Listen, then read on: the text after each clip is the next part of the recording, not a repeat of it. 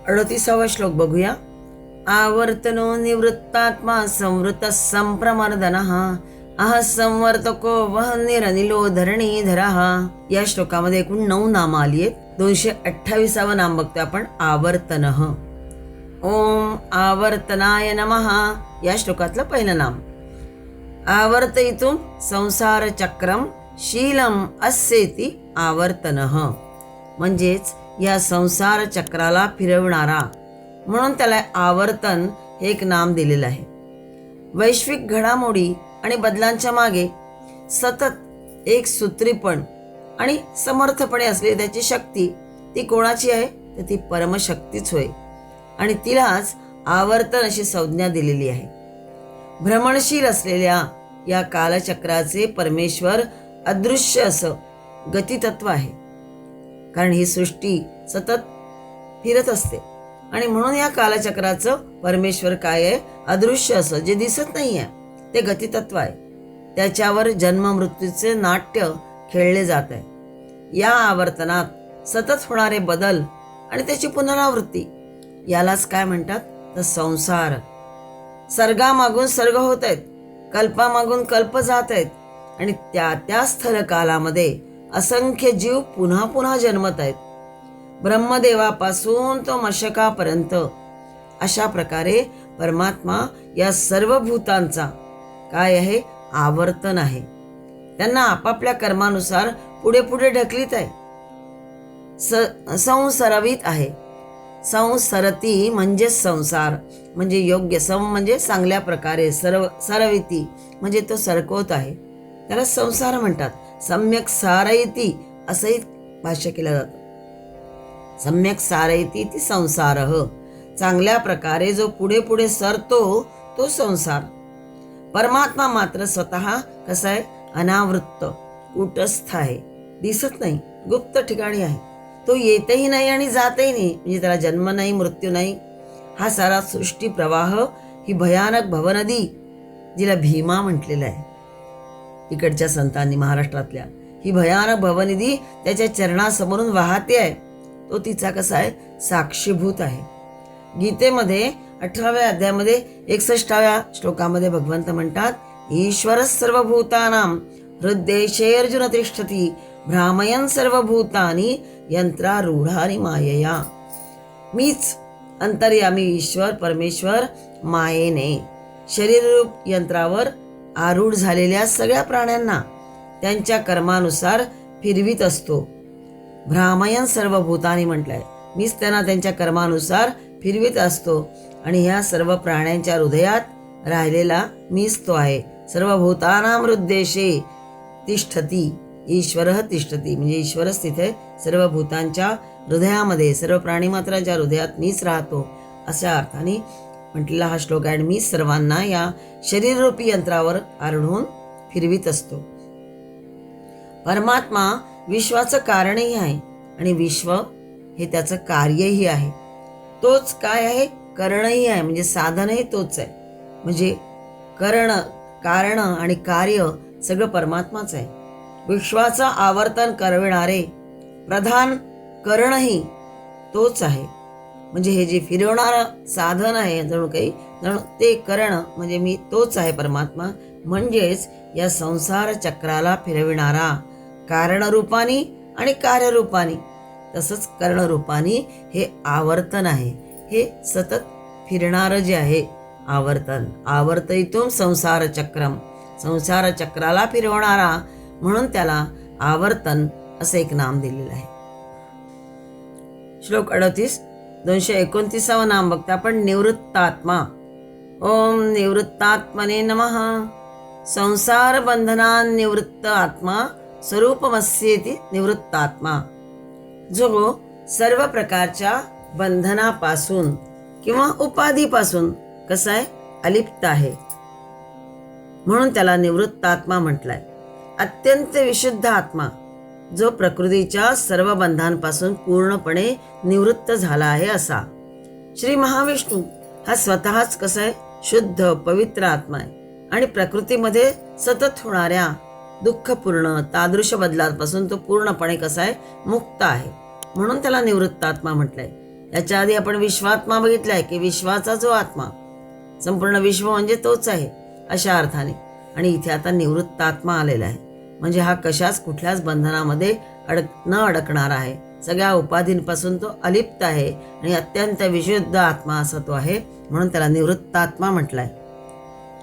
अकर्ता, अभोक्ता, केवळ साक्षीभूत तोच आहे.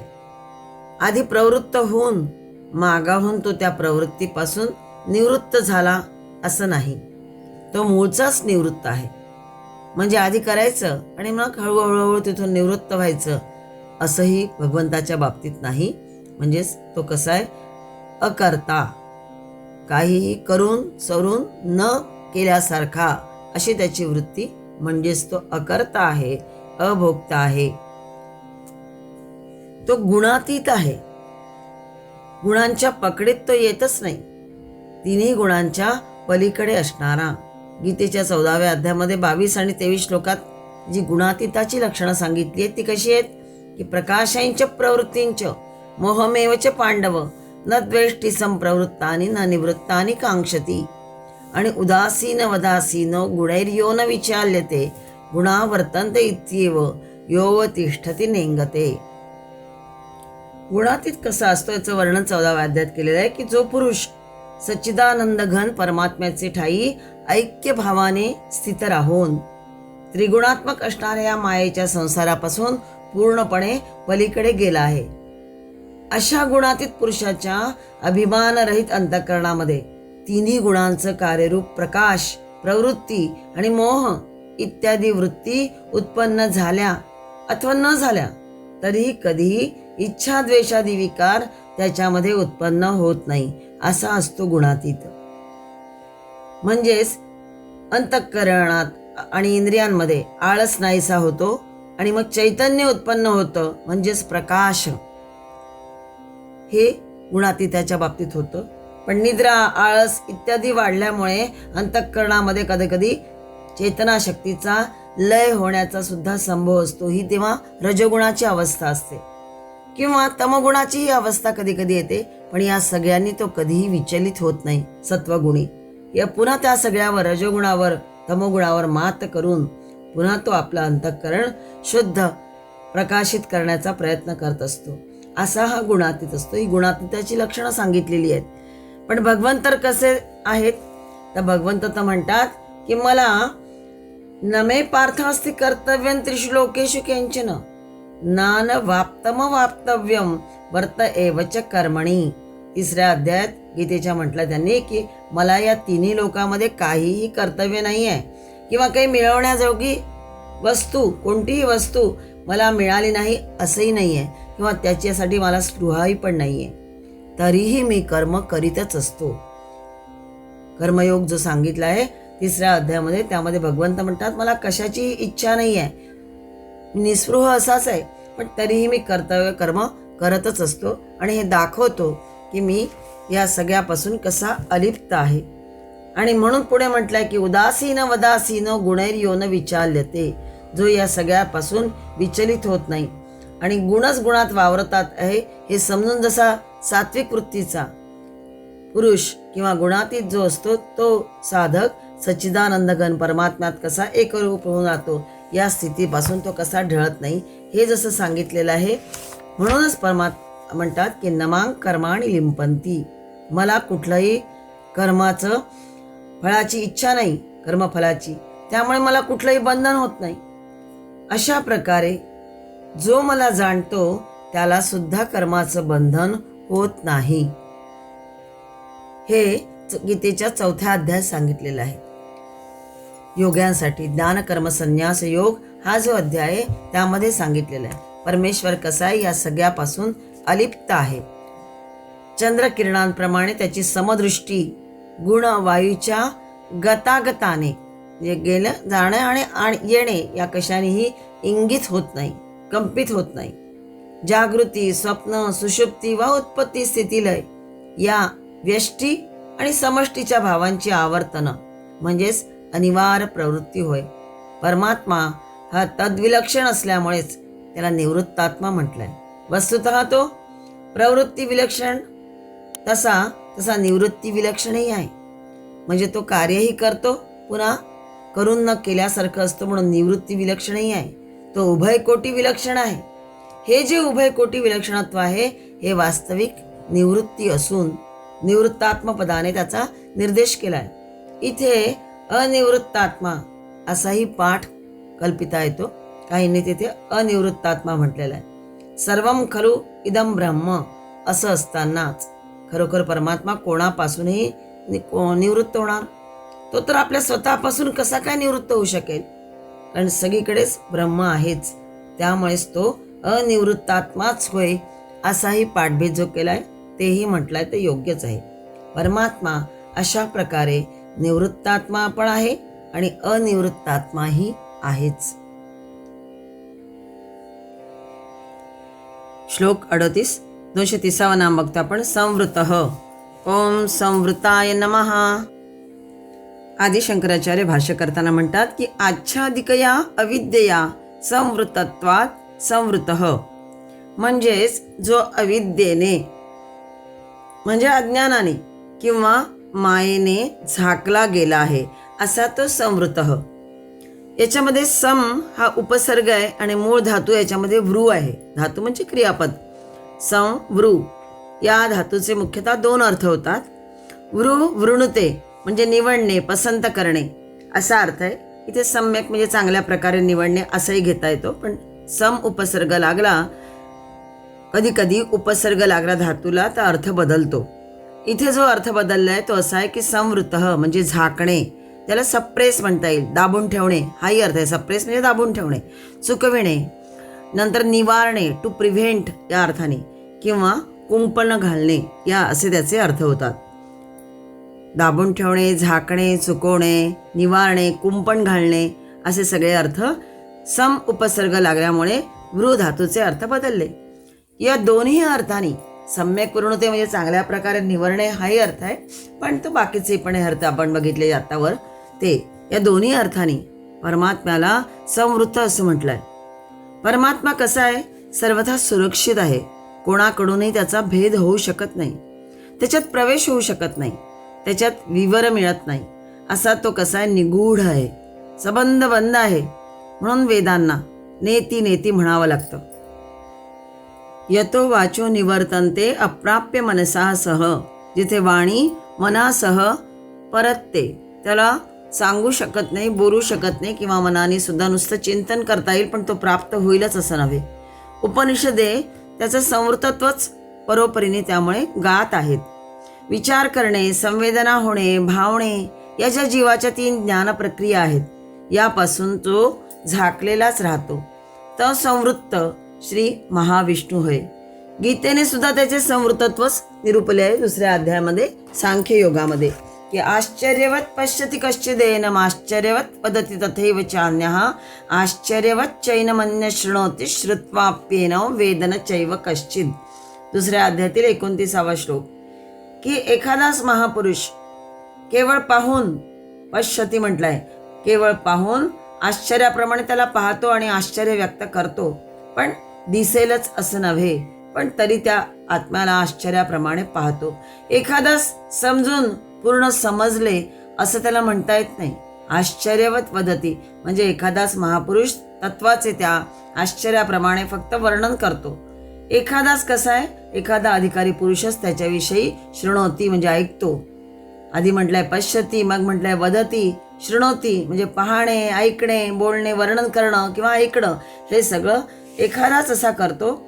श्रुत्वा अप्येनम वेद न चैव कश्चित म्हणजे कोणी तर ऐकून सुद्धा, श्रुत्वा म्हणजे ऐकून, अपी म्हणजे सुद्धा, ऐकून सुद्धा, न वेद याला जाणत नाही. वेद इथे अवेदचा अर्थ आहे जाणणे आणि न वेद म्हणजे जाणत नाही. दर्शन, वचन, श्रवण इत्यादी स्थूल, सूक्ष्म आणि सूक्ष्मतर ज्ञानोपाय सगळे इथे हार खातात. त्याची काही मात्रा चालत नाही, त्यांची श्रद्धाच ठेवावी लागते. असा तो परमात्मा मोठं कोड आहे. परम आश्चर्य होय. सर्वांना त्याचे कुतूहल आहे. सर्वांना तो अगदी हवा असं वाटतो. सर्वजण त्याला देहे, प्राणे, मने वर्तात. त्याच्यावरून त्रिभुवन ओवाळून टाकावे अशी इच्छाही करतात. पण जीवांच्या अनुभवापासून तो परमात्मा पूर्णपणे झाकला गेला आहे. ही जी जाणीवेची आवरणात्मक अज्ञानावस्थाच मग मनामध्ये कशी विक्षेप निर्माण करते. त्यामुळेच विश्वाचं सत्य स्वरूप न समजल्यामुळे जीवाला मग जग हे कसं वाटतं, दुःखपूर्ण आणि अपूर्णतेने भरलेलं आहे असं वाटत असतं. जे सत्य झाकलेलं राहतं, जीव ज्याला जाणू समजू शकत नाही, ते आत्मशक्तीचे उज्ज्वल केंद्र म्हणजेच कोण आहे तर भगवान श्री विष्णू होय. तोच तत्वतः संवृत म्हणजे अप्रतर्क्य होय आणि व्यवहारता संवृत म्हणजे पसंत आहे, परमप्रिय आहे. अशा दोन्ही अर्थांनी या ठिकाणी संवृत म्हणजे महाविष्णूचं नाम इथे सांगितलेलं आहे. श्लोक 38 231 नाम बघतोय. संप्रमर्दनः. ओम संप्रमर्दनाय नमः. सम्यक प्रमर्दयती इति रुद्रकालाद्याभिः विभूतिभिः इति संप्रमर्दनः. म्हणजे जो रुद्र किंवा काल या रूपांनी सर्वांचं मर्दन करतो, सर्वांना ठेचणारा, कुचलणारा, म्हणून भगवंताचं एक नाम संप्रमर्दनः असं आहे. या आधी सुद्धा 21व्या श्लोकात 59वा श्लोक आला होता प्रतर्दनः, त्यामध्ये आलेलं आहे 59वं नाम आलेलं आहे प्रतर्दनः. म्हणजे प्रलये भूतानी प्रतर्दयती ती, प्रलय कालामध्ये भूतांचं म्हणजे भूतमात्रांचा जो हिंसा करतो किंवा नाश करतो या अर्थाने. इथे प्रभू म्हणजेच परमात्मा सर्वांचा गर्वही चूर करतो, हाही अर्थ इथे संप्रमर्दनाचा आहे. ज्यावेळेस देवांनी असुरांच्या बरोबर युद्ध केलं तेव्हा परब्रह्माने त्यांना साथ दिली होती, परब्रह्मांनी त्यांना विजय मिळवून दिलेला होता. पण देवांना असं वाटलं की हा अस्माकम एव विजय, हा आमचाच विजय आहे, अस्माकम एव अयम विजय, हा आमचाच विजय आहे. असा जेव्हा ते महिमा गाजू लागले, म्हणू लागले, त्यावेळेस ब्रह्म यक्षरूपाने तिथे प्रगटले होते आणि त्यांनी देवांचा गर्वचूर केला, अशी आख्यायिका उपनिषदामध्ये आलेली आहे. पुराणातील जे दशावतार आहेत ते म्हणजे काय, या प्रमर्दनाचाच पोवाडा गातात. हे सगळ्या दशावतारामध्ये तेच सगळं सांगितलं आहे की सगळा दुष्टांचा गर्वचूर केला आहे आणि दुष्टांचा नाशही, मर्दनही त्यांनी या दशावतारात केलेलं आहे भगवान विष्णूंनी. पण खरं युद्ध काय, आध्यात्मिकच आहे. आपल्यात असलेल्या षड्रिपूंना, अहमला नरम करावायचे, नामोहरम करायचे असते, ते मर्दितव्य आहे. म्हणजेच मग कुचलण्याजोगं, मर्दन करण्यायोग्य आहे ते परमात्माच. तशी जर आपल्यावर कृपा झाली तर निश्चित करावतोच. ज्या व्यक्तींचे व्यक्तिमत्व पूर्णपणे बहिर्गामी आहे, त्यामुळेच त्या व्यक्ती अत्यंत इंद्रिय सुखासक्त आणि दुष्ट प्रवृत्त आहेत. अशा व्यक्तींना कठोरपणे शासन करणाराही प्रभूच आहे. व्याधी, क्षय, संकट, अगर मृत्यू या स्वरूपात प्रगट होतो आणि वरील प्रकारच्या पशुतुल्य व्यक्तींमधील गर्व, उद्धटपणा आणि अहंकार प्रभूच नष्ट करतो. त्या व्यक्ती आपली शारीरिक सुखाची हाव, क्षुद्र वासना, जड नीतिमत्तेमध्येच जगत असतात. हे जे राक्षस वृत्तीचे असतात, पशुवृत्तीचे असतात ते. अशांचा तो परात्पर सत्यस्वरूप परमात्मा विष्णू त्यांना शासन करतो. असा तो सत्तेश्वर आणि तोच भगवान विष्णू आहे. देवासुर युद्धाच्या रूपकाने वेदोपनिषदामध्ये, पुराणामध्ये शतशोथ सहस्रशः वर्णलेला आहे. हा सनातन इतिहासच आहे.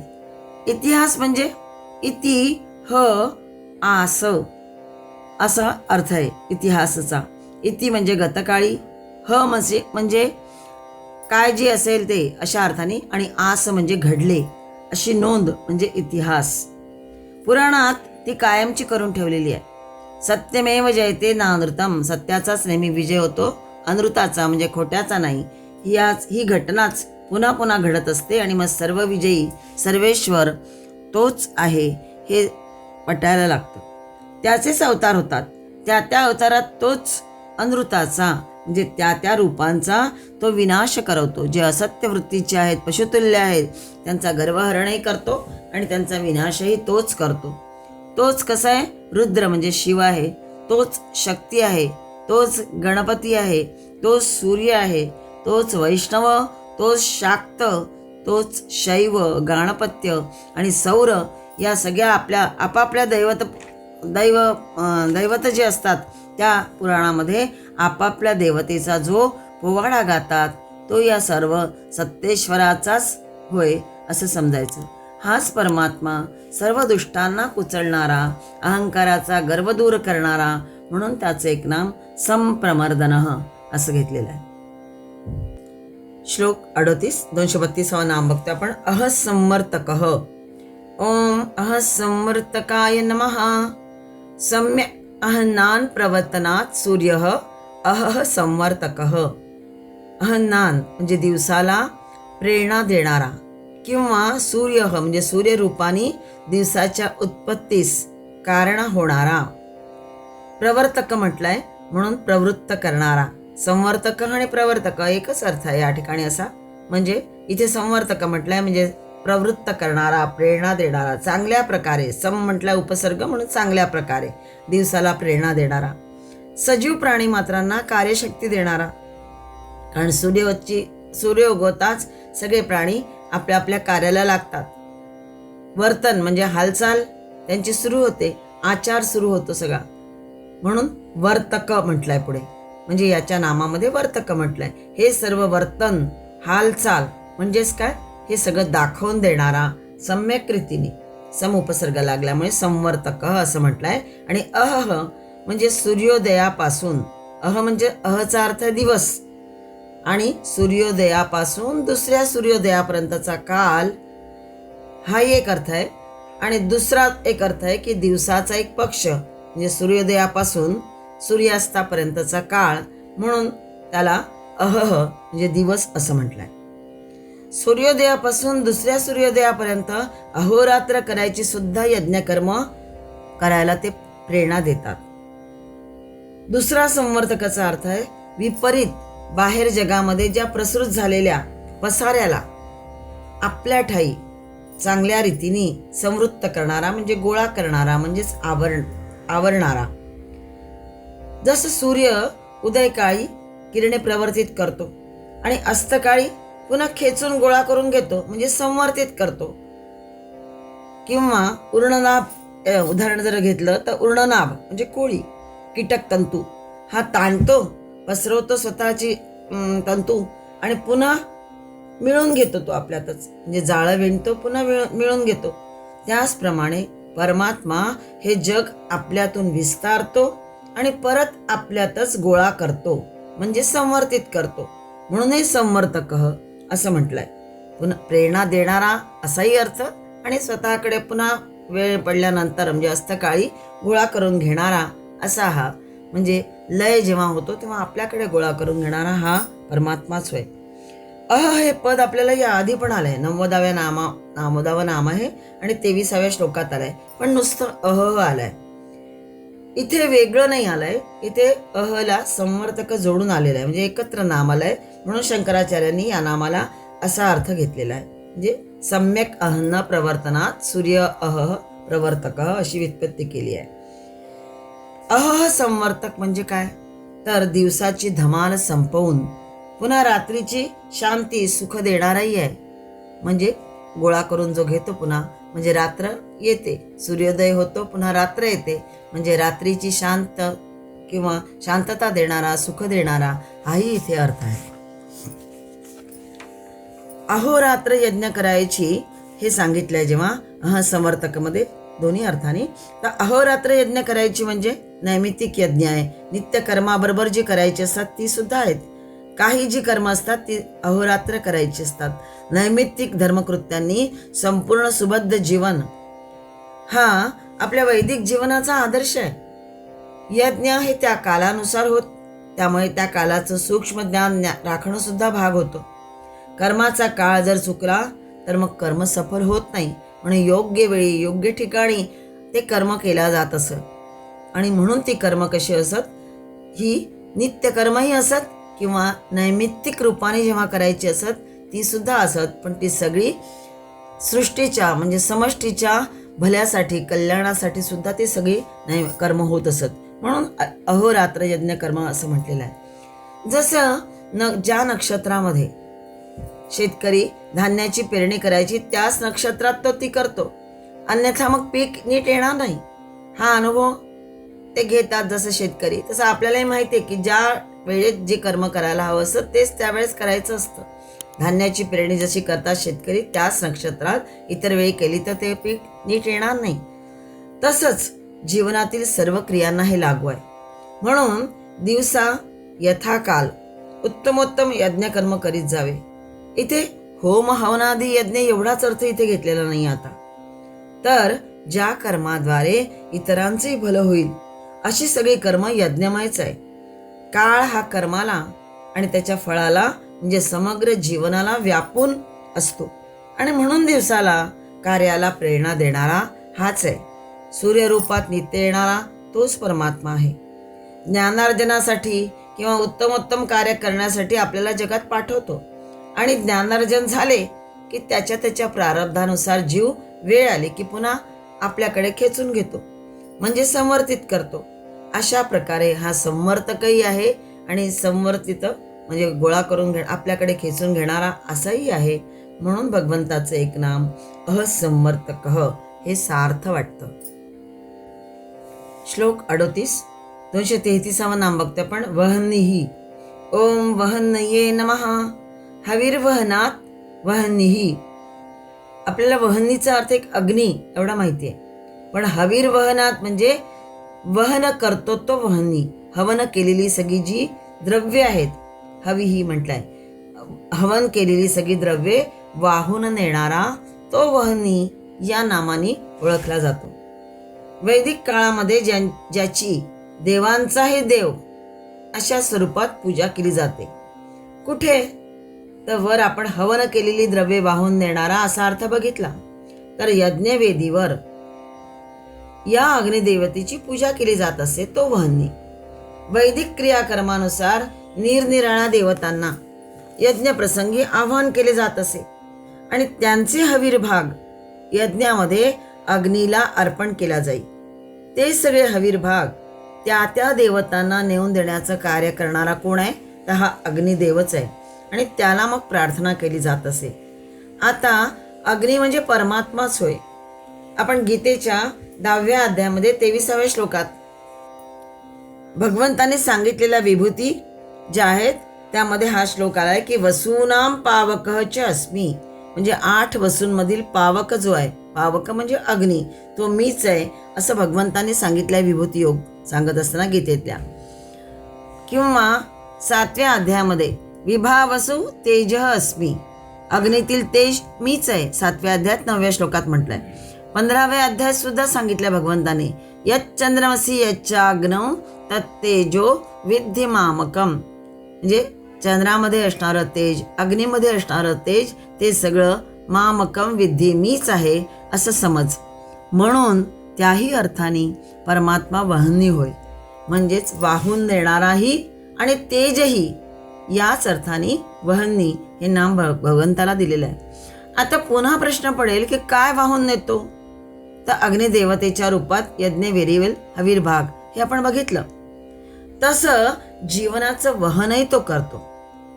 म्हणजे मगाशी बघितलं की यज्ञामध्ये जो हवीरभाग दिला जातो ते वाहून नेणारा आणि त्या त्या देवतांना पोचवणारा, तसंच जीवनाचं वहनही अग्नीच करतो.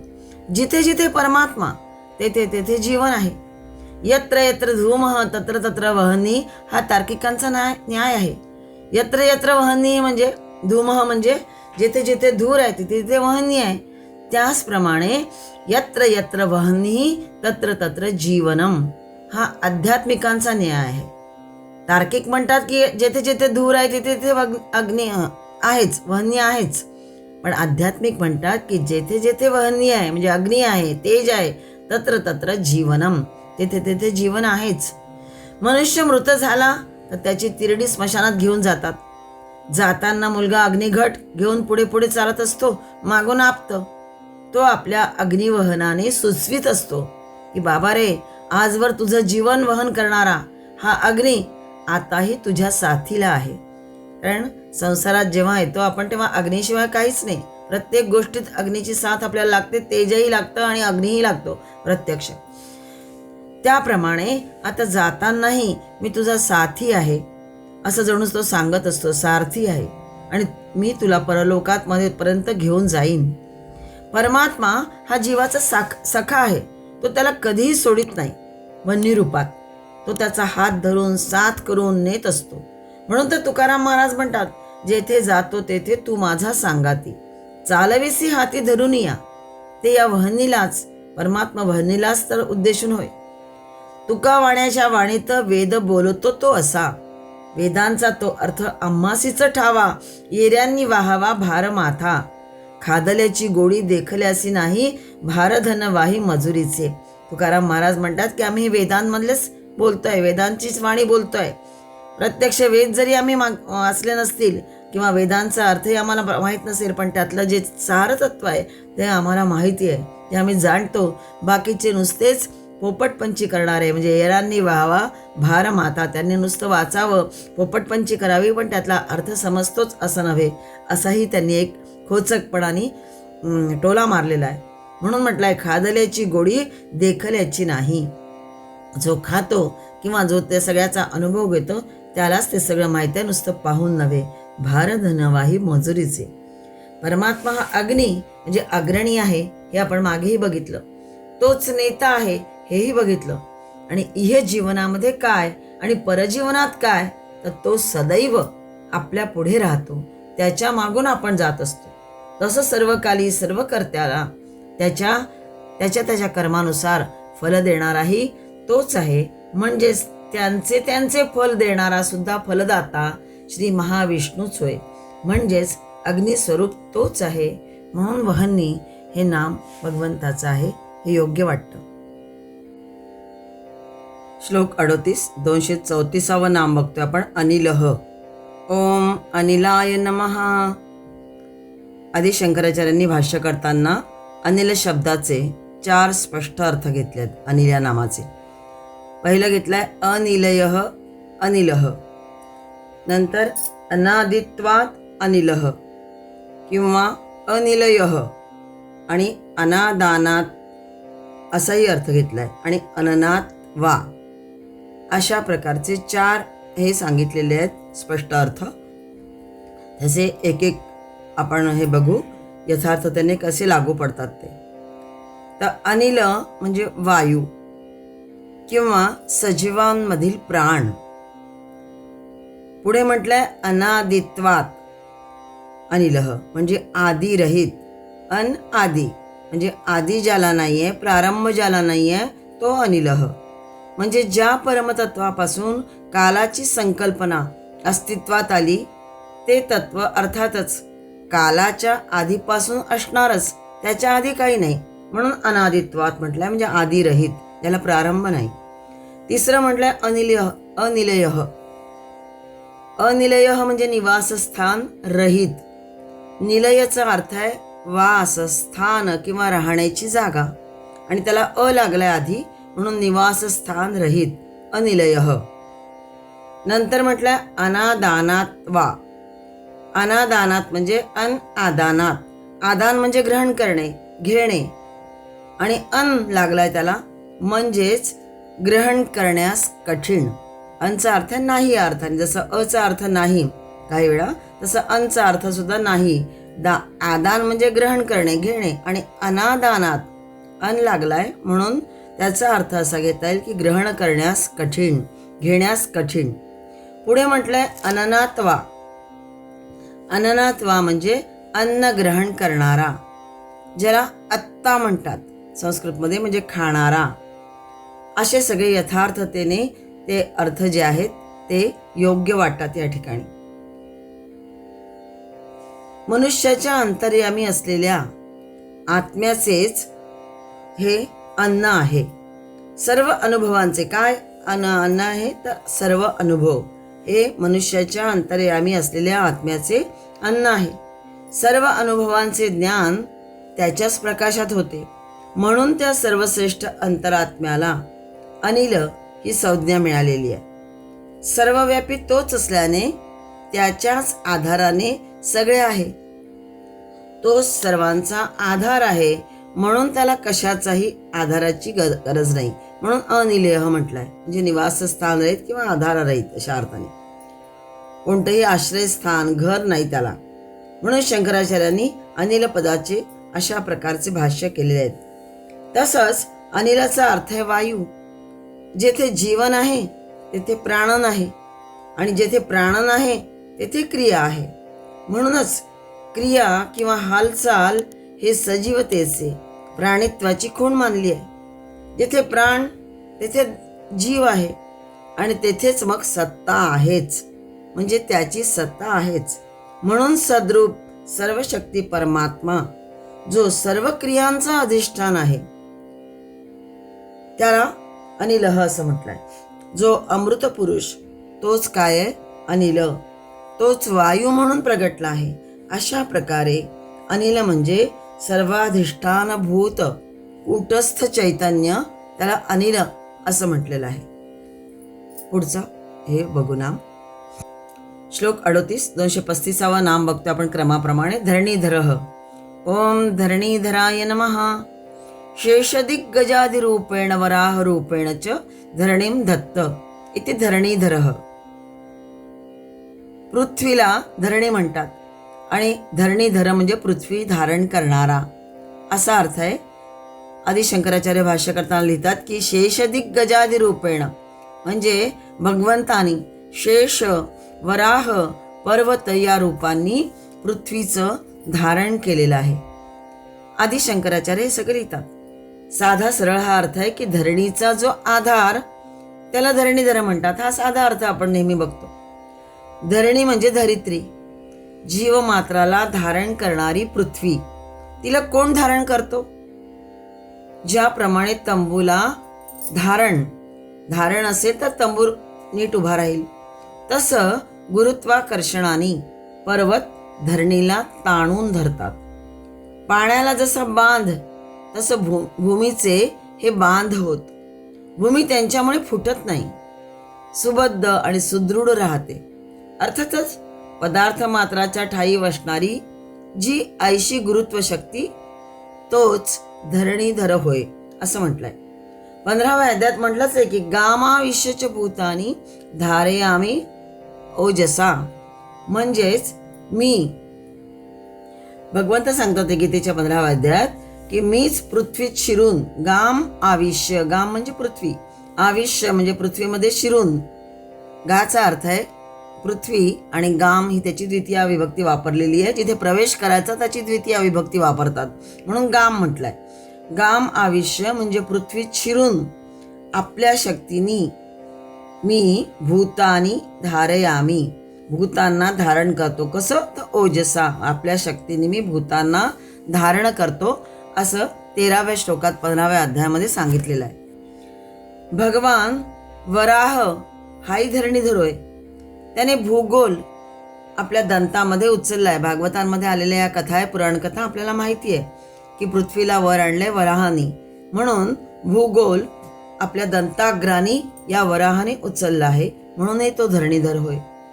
उत्खात केली करणाऱ्या सुकराच्या सुळ्यावर ढेकूळ चिकटून यावे तसं या अव्यक्त महासागराच्या अगाध जलामध्ये संचार करणाऱ्या भगवान महासुकराने, म्हणजे वराह अवतार घेतलाय भगवंतानी म्हणून महासुकर म्हटलंय.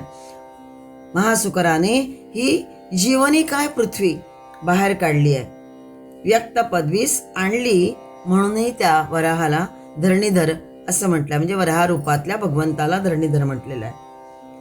गोवर्धनधारी म्हणजे गोवर्धन पर्वताला करांगुलीवर उचलून सर्व गोपांनी काठ्या लावून, संघटन नसेल तर काहीही शक्य आहे हे जणू दाखवून देणारा हा गोवर्धनधारी. म्हणून या ठिकाणी त्याचाही उल्लेख इथे आलेला आहे की तोच गोवर्धनधारी भगवान धरणीधर आहे. आणखी एक अर्थ की इंद्रियांचं संवर्धन करणारा हा देह म्हणजे काय आहे? गोवर्धन होय. कारण मागे आपण बघितलंय की गो म्हणजे इंद्रिय हा अर्थ बघितला आपण गोविंद नाम बघताना. शिवाय गो म्हणजे पृथ्वी हाही अर्थ आपण त्यावेळी बघितलेला होता. म्हणजेच गोचर भूमी, कारण गोचा अर्थ पृथ्वी हा बघितला होता तेव्हा. म्हणजेच गोचर भूमी तिचे धारण करणारा हा गोवर्धनधारी आणि धरणीधर हाच होय. देही म्हणजे आत्मा, देह म्हणजे शरीर आणि देही म्हणजे आत्मा. हा प्रत्येगात्म स्वरूप परमात्मा हा इंद्रिय धारणी देहाचा, कसा आहे? धारक होय. हा जो आत्मा आहे, प्रत्यगात्मस्वरूप परमात्मा, हा इंद्रिय धारणी देहाचा धारक होय.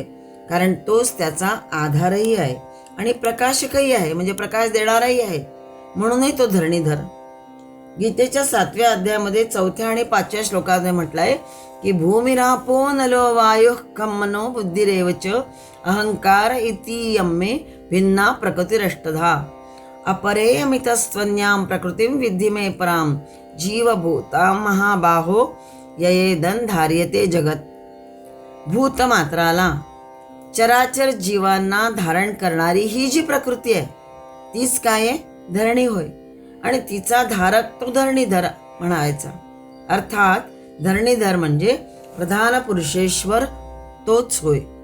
जीव जगत स्वामी परमात्माच होय. अशा प्रकारे भूमिगत प्रभविष्णू, विष्णू शक्ती आणि गुरुत्व शक्ती, अहंकार संज्ञक जीव आणि व्यक्ताचे व्यक्तीकरण करणारा हा अव्यक्त संचारी अक्षर पुरुष, आदिवराह, देहधारी आत्मा आणि विश्वधारक परमात्मा हे विशिष्ट पण परस्पर विरोधी किंबहुना एकमय भाव आहेत. अर्थातच विरूप, स्वरूप आणि एकरूप भाव म्हणजेच धरणीधर होय. अशा सगळ्या अर्थाला विस्ताराने आपण बघितलं. म्हणून भगवान श्री विष्णूंचे धरणीधर नाम हे आपल्याला सार्थ वाटतं.